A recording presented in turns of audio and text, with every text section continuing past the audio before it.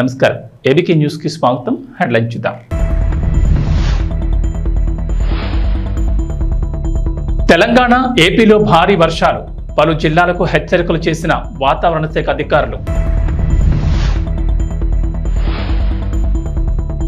చంద్రబాబుకు సెప్టెంబర్ 1 మర్చిపోలేని రోజు, రాష్ట్ర వ్యాప్తంగా తెలుగుదేశం పార్టీ సంబరాలు.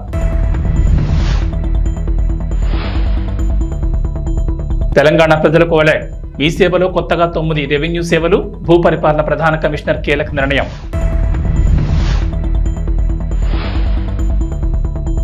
ఏపీలో రేషన్ కార్డులు ఉన్న వారికి గుడ్ న్యూస్, సెప్టెంబర్ నెల బియ్యంతో పాటుగా పంచదార పంపిణీకి చర్యలు. తెలంగాణలో మరో 3 రోజుల పాటు భారీ వర్షాలు కురుస్తాయని హైదరాబాద్ వాతావరణ కేంద్ర అధికారులు వెల్లడించారు. బంగాళాఖాతంలో ఏర్పడిన అల్పపీడనం వాయుగుండంగా మారుతుందని చెప్పారు. దీని ప్రభావంతో రాష్ట్రంలో వర్షాలు కురుస్తాయని వెల్లడించారు. ప్రజలు అప్రమత్తంగా ఉండాలని సూచించారు. బంగాళాఖాతంలో ఏర్పడిన అల్పపీడనం పశ్చిమ వాయు దిశగా ఉత్తరాంధ్ర, దక్షిణ ఒడిశా తీరాల వైపు కదులుతూ వాయుగుండంగా బలపడే అవకాశం ఉందని వాతావరణ శాఖ అంచనా వేస్తోంది. కోస్తా తీరం వెంబడి గంటకు 45 నుంచి 65 కిలోమీటర్ల వేగంతో ఈదురుగాలులు వీస్తాయని మత్స్యకారులు వేటకు వెళ్లొద్దన్నారు. కోస్తా, రాయలసీమలో విస్తారంగా వర్షాలు కురుస్తున్నాయి. ఈ ప్రభావంతో శని, ఆదివారాల్లో అక్కడక్కడ మోస్తరు నుంచి భారీ వర్షాలు కురిసే అవకాశం ఉందని వాతావరణ శాఖ హెచ్చరించింది. సెప్టెంబర్ 1 ఆంధ్రప్రదేశ్ ముఖ్యమంత్రి నారా చంద్రబాబు నాయుడికి జీవితంలో మరపురాని రోజు. 1995లో ఆయన ఇదే రోజు ఉమ్మడి ఆంధ్రప్రదేశ్కు మొదటిసారి ముఖ్యమంత్రి అయ్యారు. 1995 సెప్టెంబర్ 1న కొన్ని ప్రత్యేక పరిస్థితుల్లో ఆయన సీఎం అయ్యారు. అలాగే ఉమ్మడి రాష్ట్రంలో కూడా ఎక్కువ కాలం ముఖ్యమంత్రిగా బాధ్యతలు చేపట్టిన వ్యక్తిగా కూడా నిలిచారు. అయితే చంద్రబాబు తొలిసారి ముఖ్యమంత్రిగా ప్రమాణ స్వీకారం చేసి సెప్టెంబర్ 1తో 30 ఏళ్లు కానుండడంతో సమాజానికి ఆయన చేసిన సేవలను ప్రజలకు తెలియజేసేందుకు టీడీపీ రాష్ట్ర వ్యాప్తంగా సంబరాలు చేస్తోంది. ఈ సందర్భంగా మంత్రి TG Bharat, MLA Vasanthakrishna Prasad, MLC Ashok Babu, TDP వికలాంగుల సంక్షేమ సంఘం అధ్యక్షుడు గోనుగంట్ల కోటేశ్వరరావు వివరాలు వెల్లడించారు. నారా చంద్రబాబు మొదటిసారి ఉమ్మడి రాష్ట్ర ముఖ్యమంత్రి పదవి చేపట్టి సెప్టెంబర్ 1కి 30 ఏళ్లు అవుతుందన్నారు. ఈ సందర్భంగా రాష్ట్ర వ్యాప్తంగా సంబరాలు నిర్వహిస్తున్నట్టు తెలిపారు. చంద్రబాబు ముఖ్యమంత్రి కావడం రాష్ట్ర చరిత్రలోని గొప్ప మలుపన్నారు. ఉమ్మడి రాష్ట్రంలో విభజన తర్వాత ఆంధ్రప్రదేశ్లో ఆయన చేపట్టిన సంక్షేమ కార్యక్రమాలు, తీసుకున్న నిర్ణయాలు ఇప్పటికీ ప్రజల మనసులో చెరగని ముద్ర వేశాయన్నారు. చంద్రబాబు విజన్ 2020 ప్రణాళికను ఎగతాళి చేశారని, కానీ ఇప్పుడు అదే నిజమైన కళ్ల ముందు కనిపిస్తోందన్నారు. అయితే 2 రోజుల క్రితం జరిగిన కేబినెట్ భేటీలో ఈ అంశం చర్చకు రాగా మంత్రులందరూ చంద్రబాబుకు ముందుగానే శుభాకాంక్షలు తెలిపారు. తెలంగాణలోని మీ సేవా కేంద్రాలు పౌరులకు పలు రకాలైన ప్రభుత్వ సేవలను అందిస్తున్న సంగతి తెలిసిందే. తాజాగా మీ సేవా కేంద్రాల ద్వారా మరో 9 రకాల సేవలు ప్రజలకు అందుబాటులోకి రానున్నాయి. మండల కేంద్రాల్లోని ఎంఆర్ఓ కార్యాలయాల్లో కాకుండా ప్రజలకు అవసరమైన వివిధ ధృవీకరణ పత్రాలను మీ సేవా కేంద్రాల నుంచి ఆన్లైన్ ద్వారా అందించాలని భూపరిపాలన ప్రధాన కమిషనర్ కీలకంగా నిర్ణయించారు.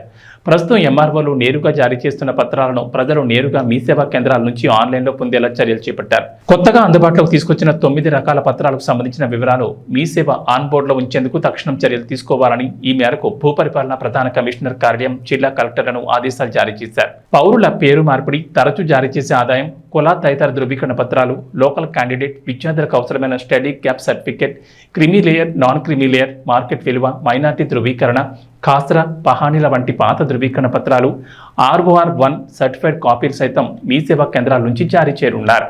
ఆంధ్రప్రదేశ్లో రేషన్ కార్డులు ఉన్న వారికి ప్రభుత్వం శుభవార్త చెప్పింది. వచ్చే నెల నుంచి బియ్యంతో పాటుగా పంచదార పంపిణీకి చర్యలు తీసుకుంది. జూన్లో అధికారం చేపట్టిన కూటమి ప్రభుత్వం పౌర సరఫరాల శాఖ ప్రక్షాళనపై ఫోకస్ పెట్టింది.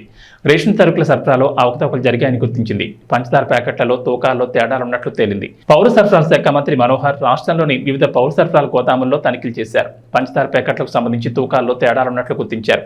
అందుకే జూలై, ఆగస్టు నెలల్లో కార్డుదారులకు పంచదార పంపిణీ ఆపేశారు.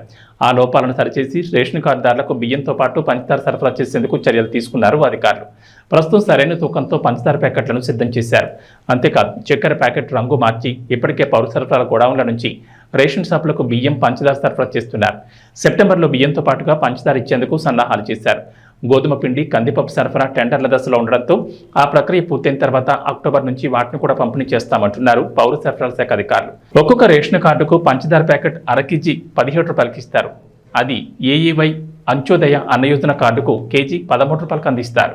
మొక్కజొన్న సాగు చేస్తున్న రైతుల పంట పండింది. వరంగల్ ఎనిమాముల వ్యవసాయ మార్కెట్లో మక్కలకు రికార్డు ధర పలుకుతోంది. నెల రోజులుగా తన రికార్డును తానే బ్రేక్ చేస్తూ మొక్కజొన్న శుక్రవారం భారీ ధర పలికింది. మార్కెట్ చరిత్రలోని ఎన్నడూ లేని విధంగా హైయెస్ట్ రికార్డు ధర పలికింది. క్వింటా మొక్కలకు 2,960 రూపాయల ధర వచ్చినట్లు మార్కెట్ అధికారులు వెల్లడించారు. కాగా మొక్కజొన్నకు మంగళవారం 2,885, బుధవారం 2,911, గురువారం 2,936 రూపాయల ధర వచ్చింది. ఎన్నడూ లేని విధంగా మొక్కజొన్నలు రికార్డు ధర పలకడం పట్ల రైతులు హర్షం వ్యక్తం చేస్తున్నారు. ఈసారి మొక్కజొన్న సాగు లాభసాటిగా ఉందని అంటున్నారు. ఖమ్మం వ్యవసాయ మార్కెట్కు 3 రోజుల పాటు సెలవులు ప్రకటించారు. ఈ మేరకు మార్కెట్ శాఖ అధికారులు ప్రకటన విడుదల చేశారు. సెప్టెంబర్ 1 తేదీలోపు నేడు సెప్టెంబర్ 1 తేదీల్లో వారాంతపు సెలవులు కాగా సెప్టెంబర్ 2 అమావాస్య సందర్భంగా సెలవు ప్రకటిస్తున్నట్లు వెల్లడించారు. తిరిగి సెప్టెంబర్ 3 నుంచి మార్కెట్లో క్రయ విక్రయాలు యథావిధిగా కొనసాగుతాయన్నారు. రైతులు ఈ విషయాన్ని గమనించాలని పేర్కొన్నారు. బుధవారం నుంచి రైతులు తమ పంటను మార్కెట్కు తీసుకురావాలని సూచించారు. రాష్ట్ర వ్యాప్తంగా ప్రభుత్వం ప్రవేశపెడుతున్న ఎన్టీఆర్ భరోసా పెన్షన్ పంపిణీ కార్యక్రమంలో భాగంగా సచివాలయ సిబ్బంది మరియు వార్డు ముఖ్య నాయకులతో కలిసి ఆయా సచివాలయం పరిధిలో ఇంటింటికి వెళ్లి పెన్షన్లు పంపిణీ కార్యక్రమం నిర్వహించారు. ఎమ్మెల్యే ఆరణ శ్రీనివాసులు మాట్లాడుతూ కూటమి ప్రభుత్వం ఇచ్చిన మాట ప్రకారం 4,000 పెన్షన్ను ఉదయం 6 గంటలకే ఇంటింటికి వెళ్లి పంపిణీ చేస్తోందని అన్నారు. మిగిలిన హామీలను కూడా అమలు చేసి తమ చిత్తశుద్ధిని నిరూపించుకుంటామని స్పష్టం చేశారు. ఈ కార్యక్రమంలో తిరుపతి నియోజకవర్గ తెలుగుదేశం పార్టీ ఇన్ఛార్జ్ మన్నూరు సుగుణమ్మ, కూటమి ఎమ్మెల్యే ఆరణ శ్రీనివాసులు, రాష్ట్ర నాయకులు బుల్లెట్ రమణ, దంపూరి భాస్కర్ యాదవ్, మన్యం శ్రీనివాసులు, 28వ వార్డు నాయకులు జయకుమార్, మణికుమార్, మహబూబ్ పాషా, 37వ వార్డు సుబ్బారావు, కుమార్, రజని, సాగర్, 47వ వార్డు కౌన్సిలర్ అన్న అనిత, సుధాకర్, మురళి, ప్రమీళ, కుమారమ్మ మరియు ముఖ్య నాయకులు పాల్గొన్నారు.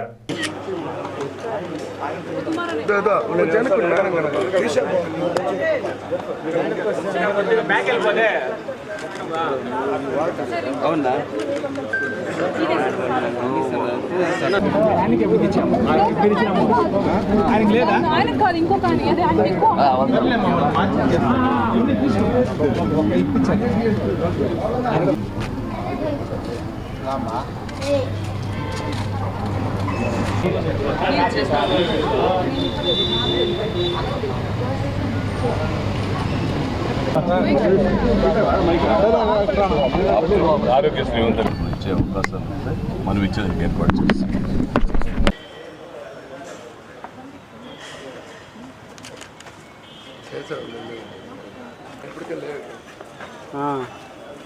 వస్తానా. ఓం నమో వెంకటేశాయ. తిరుపతి నియోజకవర్గంలో పెన్షన్ల పంపిణీ కార్యక్రమం ఉదయం 5 గంటల నుంచి సెప్టెంబర్ 1వ తేదీ ఇవ్వాల్సిన పెన్షన్ని ఆగస్టు 31వ తారీఖునే ఇవ్వడం జరుగుతోంది. అది కేవలం ముఖ్యమంత్రి నారా చంద్రబాబు నాయుడు గారు, ఉప ముఖ్యమంత్రి పవన్ కళ్యాణ్ గారి నేతృత్వంలో ఇవన్నీ కూడా చెప్పిన మాట ప్రకారం ఒక ప్రణాళికాబద్ధంగా చేయగలిగే చరిష్మా కలిగిన నాయకులు చంద్రబాబు నాయుడు గారు. ఆయన నాయకత్వంలో పెన్షన్లు ప్రతి నెల ఇవ్వడం జరుగుతుంది. ఖచ్చితంగా కూడా ఆయన ఇది ఎన్టీఆర్ భరోసా పెన్షన్ కార్యక్రమం, ఎన్టీఆర్ మొదలుపెట్టిన పెన్షన్ కార్యక్రమం. చంద్రబాబు నాయుడు గారు 3,000 నుంచి 4,000 చేశారు. ఖచ్చితంగా కూడా ప్రతి ఒక్కరికి ప్రతి నెల 1వ తారీఖునే పెన్షన్ ఇచ్చే కార్యక్రమం ముఖ్యమంత్రి చేపడతారనేసి కూడా ఈ సందర్భంగా తెలియజేస్తున్నాం. అందులో ఈరోజు తిరుపతి నియోజకవర్గంలో 102 సచివాలయాల్లో 19,131 మంది లబ్ధిదారులకు వివిధ రకాలైన 28 రకాలైన పెన్షన్లకు పంపిణీ కార్యక్రమం ఈరోజు దాదాపు 75% ఇప్పటికే పూర్తయింది. మిగిలిన 25% కూడా సాయంకాలం 5 గంటల లోపల ఇంటింట్లో లేకపోయినాడు ఎక్కడున్నారో అక్కడ వెతికి ఇవ్వగలిగే శక్తి మన సచివాలయానికి అప్పగించడం జరిగింది. ఖచ్చితంగా ఉద్యోగస్తులు ఇది ఇంటికే వెళ్ళి పెన్షన్ కార్యక్రమం ఇస్తున్నారనేసి కూడా ఈ సందర్భంగా తెలియజేస్తున్నాం. నంద్యాల జిల్లా డోన్పట్నంలో రాష్ట్ర ప్రభుత్వం ఆదేశాల మేరకు పురపాలక సంఘ ఆధ్వర్యంలో చేపట్టిన వనం మనం కార్యక్రమానికి ముఖ్య అతిథిగా డోన్ ఎమ్మెల్యే కోట్ల జయసూర్యప్రకాష్ రెడ్డి విచ్చేశారు. రోడ్లకు ఇరువైపులా చెట్లను నాటే కార్యక్రమాన్ని ప్రారంభించారు. ఈ సందర్భంగా ఆయన మాట్లాడుతూ రాష్ట్ర అధిష్టానం అనతి మేరకు వనం మనం అనే కార్యక్రమం అంతటా చేపట్టడం జరిగిందన్నారు. ప్రతి ఒక్కరూ బాధ్యతగా వారి ఇంటి ముందు చెట్లను నాటాలి. చెట్లను అధికంగా నాటడం వల్ల పచ్చదనం పెరిగి సకాలంలో వర్షాలు సమృద్ధిగా కురుస్తాయి. ప్రకృతిని కాపాడుకోవచ్చని, కాలుష్యాన్ని అరికట్టడానికి చెట్లు ఎంతో ఉపయోగపడతాయన్నారు. అనంతరం ఐటీఐ ఇన్స్టిట్యూట్ ప్రహారీగూడ ముందు గుడిసెల్లో జీవనం సాగిస్తున్న వృద్ధురాలి గుడిసెను గత ప్రభుత్వం వారు తొలగించారని, తాను రోడ్డున పడ్డానని ఎమ్మెల్యేతో మొరపెట్టుకోగా తక్షణమే తనకు ఆసరా చూపాలని సంబంధిత అధికారులను ఆదేశాలు జారీ చేశారు.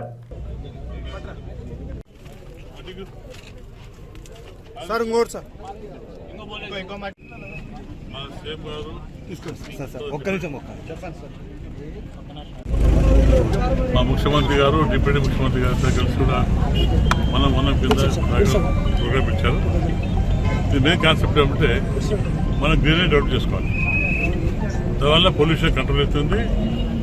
తద్వారా వర్షాలు పడే మంచి అవకాశం ఉంది. ఎందుకంటే చాలా చోట్ల చెట్టు కొట్టేస్తున్నాం, పొల్యూషన్ అవుతుంది, బాగా పొల్యూట్ అవుతుంది. దాంతోపాటు వర్షాలు కూడా రావట్లేదు. ఎందుకంటే చెట్లు బాగుంటే వాతావరణం చల్లగా ఉంటుంది, చెట్లు కూడా మేఘాలు ఆకర్షించుకొని వర్షపడే పరిస్థితి ఉంది. అవన్నీ ఏర్పాటు చేయాలి. కాబట్టి తప్పకుండా అందరూ కూడా పెద్ద ఎత్తున ఎవరైతే కొత్త ఇల్లు కట్టుకుంటారో ప్రతి ఇంటికి చెట్లు నాటుకోవాలి. ఒక 18 పోతే మనగా పొల్యూషన్ కంట్రోల్ అవుతుంది. మనకు కూడా సకాలంలో వర్షాలు పడేది, ఫ్యూచర్లో సకాలంలో వర్షాలు పడే అవకాశం ఉంది. మనకు వర్షాలు లేవు, మన ఋతువాలు మర్చిపోయినాం. సముద్రంలో తుఫాను పెడితే వర్షాలు వస్తున్నాయి. అటు పరిస్థితి లేకుండా అందాక కష్టపడితే 5-10 ఏళ్ళలో తప్పకుండా మనకు నైరుతి పవనాలు వస్తే మనకు ఋతువాలు వస్తాయి. తద్వారా వర్షాలు వచ్చే అవకాశం ఉన్నాయి.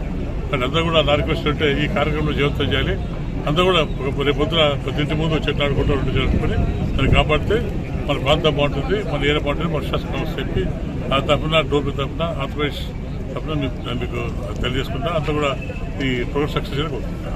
నంద్యాల జిల్లా డోన్పట్నంలో యూటీఎఫ్ రాష్ట్ర ఆడిట్ కమిటీ సభ్యులు సుబ్బారెడ్డి ఆధ్వర్యంలో కేంద్ర ప్రభుత్వం ఇటీవల తీసుకొచ్చిన యూనిఫైడ్ పెన్షన్ స్కీమ్ విధానాన్ని రద్దు చేసి తక్షణమే పాత పెన్షన్ విధానాన్ని వెంటనే పునరుద్ధరించాలని యూటీఎఫ్ రాష్ట్ర ఆడిట్ కమిటీ సభ్యులు సుబ్బారెడ్డి డిమాండ్ చేశారు.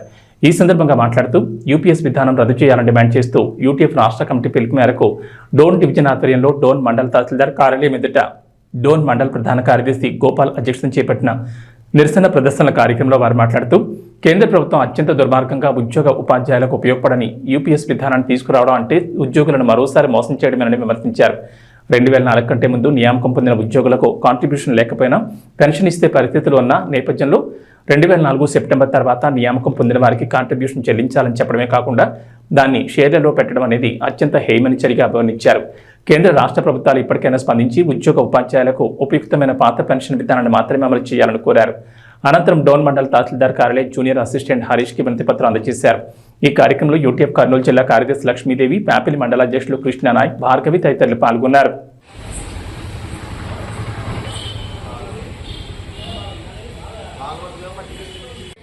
రద్దు చేయాలి, వర్ధిల్లాలి, వర్ధిల్లాలి. యూటీఎఫ్ జిందాబాద్, యూటీఎఫ్ జిందాబాద్, UTF long live, UTF long live. మరి వర్ధిల్లాలి ఆంధ్రప్రదేశ్ సాహిత్య ఫెడరేషన్, యూటీఎఫ్, యూటీఎఫ్, యూటీఎఫ్. ఈరోజు మరి ప్యాపిలి, కృష్ణగిరి, డోన్ మండల ఉపాధ్యాయులకు అందరూ కూడా పేరు పేరున ధన్యవాదాలు తెలుపుకుంటూ ఈ కార్యక్రమాన్ని ముగిస్తున్నాం.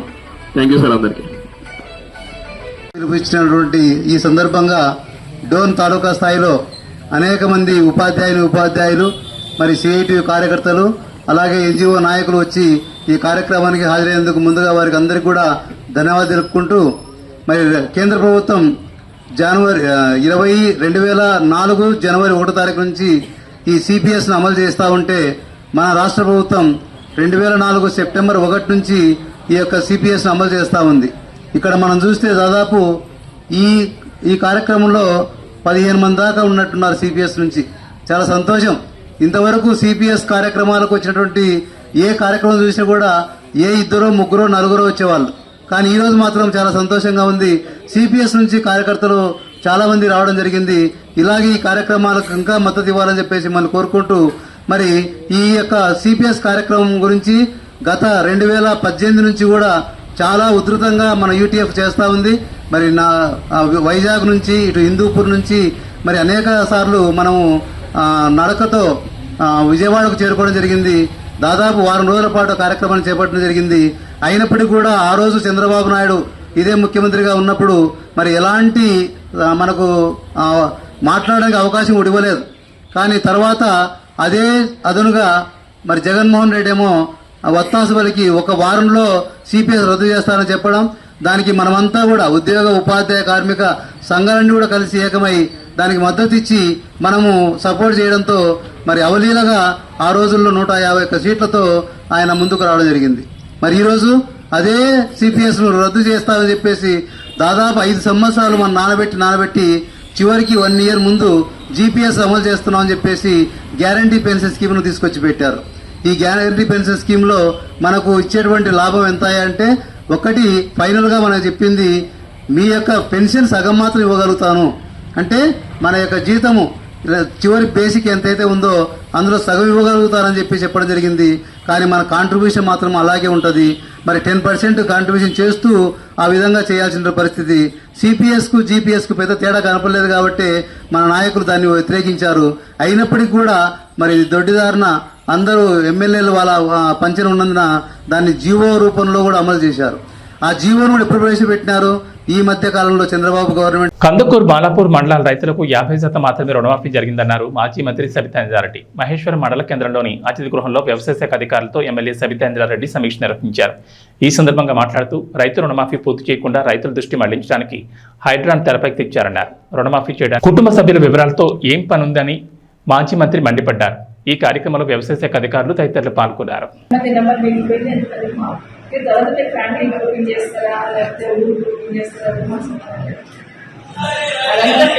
కోసం టైం పాస్ కోసం అని మనందరికీ తెలుసు.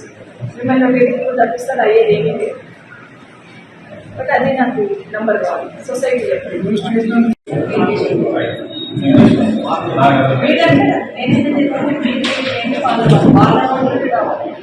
వాళ్ళు తెచ్చుకోలేదు.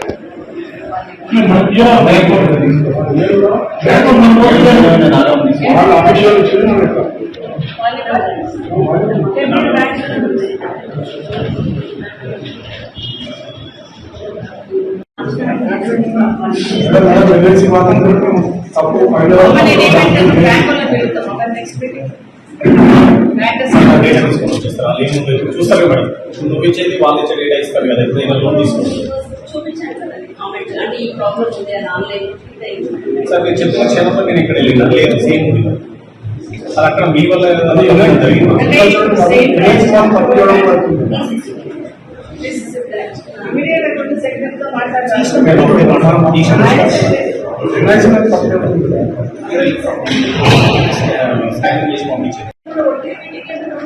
ఈ నంబర్ చెప్పడానికి ఈ నెంబర్ అవసరం లేదు. ఎక్కడైతే చెప్పలేదు ఇచ్చిన నెంబర్ అడుగుతున్నారు. ఎంతమంది అప్పు తీసుకున్నారనే నెంబర్ అడుగుతున్నారు. మీరు చెప్పండి మరి ఎంతమంది తీసుకున్నారో చెప్పాలి. నేనేంటి మండల్స్ వాళ్ళకు కూడా అంత లెక్కలకే రాదు. మరి అదేం పద్ధతమ్మా? మరి ఎందుకు వచ్చినట్టమైనా ఎందుకు వచ్చినట్టు అని అడుగుతున్నారు. మరి ముఖ్యమంత్రి గారేమో మొత్తం చేసిన అంటున్నారు. మరి ఎంతమంది తీసుకున్న మీ నంబరే మీ దగ్గర లేనప్పుడు మొత్తం అయ్యిందని ఎట్లా చూపిస్తాం కదా? మీకు ఇవ్వకూడదని మరి రిజిస్ట్రేషన్స్ లేనప్పుడు మన నంబర్ ఇంటికి ఎందుకు భయపడుతున్నారు? ఎందుకు ఎట్లా ముందు అయితే ఒక మీటింగ్కి వస్తున్నప్పుడు మిమ్మల్ని ఏమడుగుతాను? నేను తీసుకున్న నెంబర్ అడుగుతాను.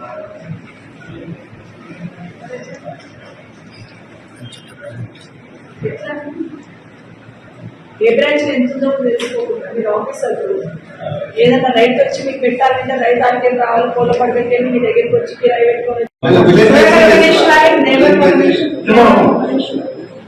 ఫస్ట్ ఫేజ్ లో 296 మేడం, 14,71,00,000 మేడం. సెకండ్ ఫేజ్ లో 1308 మేడం, 12,40,00,000.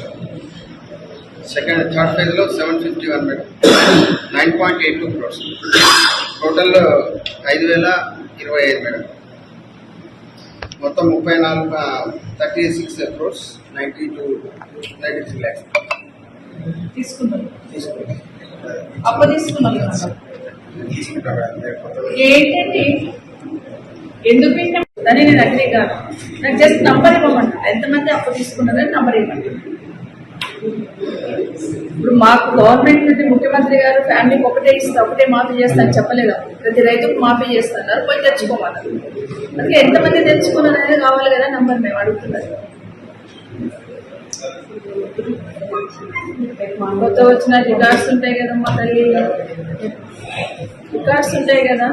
రేపు మార్నింగ్ కాదు కానీ మండే మళ్ళీ వస్తాను నేను. మండే మళ్ళీ పిలుస్తాను కానీ మండే కంప్లీట్ రిపోర్ట్ తీసుకుని రావాలి. ఏ బ్రాంచ్ నుండి ఎంతమందికి వచ్చింది అప్పుడు ఎంతమంది తీసుకున్నారు. మీరు ఫ్యామిలీ గ్రూపింగ్ తర్వాత చేయండి. బట్ ఆ నంబర్ కావాలి. దళపతి విజయ్ గోట్ నుంచి స్పార్క్ సాంగ్ వచ్చిన తర్వాత లుక్స్ మీద దారుణంగా ట్రోలింగ్ వచ్చింది. స్పార్క్ సాంగ్ లో విజయ్ కనిపించిన తీరు, వేసిన స్టెప్లు చూసి అంతా నవ్వుకున్నారు. అయితే గోట్ ట్రైలర్ లోనూ విజయ్ అలా కాస్త కామెడీగా కనిపించాడు. విజయ్ డిఏజ్డ్ లుక్ చాలా ఫన్నీగా ఉండడంతో మళ్ళీ ట్రోలింగ్ జరిగింది. ఈ ట్రోలింగ్ మీద డైరెక్టర్ వెంకట్ ప్రభు మీడియా ఇంట్రాక్షన్ లో చెప్తూనే ఉన్నారు. స్పార్క్ పాటకు జరిగిన ట్రోలింగ్ తర్వాత చాలా రీవర్క్ చేశారట. సోషల్ మీడియాలో దళపతి విజయ్ మీద ట్రోలింగ్ బాగానే జరుగుతుంటుంది. తమిళ వర్సెస్ తెలుగు, టాలీవుడ్ వర్సెస్ కోలీవుడ్ అని వచ్చినప్పుడల్లా విజయ్ మీద ట్రోలింగ్ ఎక్కువగా జరుగుతుంది. రీమేక్ స్టార్ అని మన వాళ్ళు ట్రోలింగ్ చేస్తూ ఉంటారు. ఇక మహేష్ బాబు సినిమాలన్నీ అక్కడ రీమేక్ చేసి వాటిని చెడగొట్టారంటూ టాలీవుడ్ ఆడియన్స్ ట్రోల్ చేస్తూ ఉంటారు. విజయ్ లుక్స్, యాక్టింగ్, డాన్స్ మీద తెలుగు నెటిజన్లు ఎక్కువగా ట్రోలింగ్ చేస్తూ ఉంటారు. ఇవి బులెటిన్ విశేషాలు. నమస్కారం.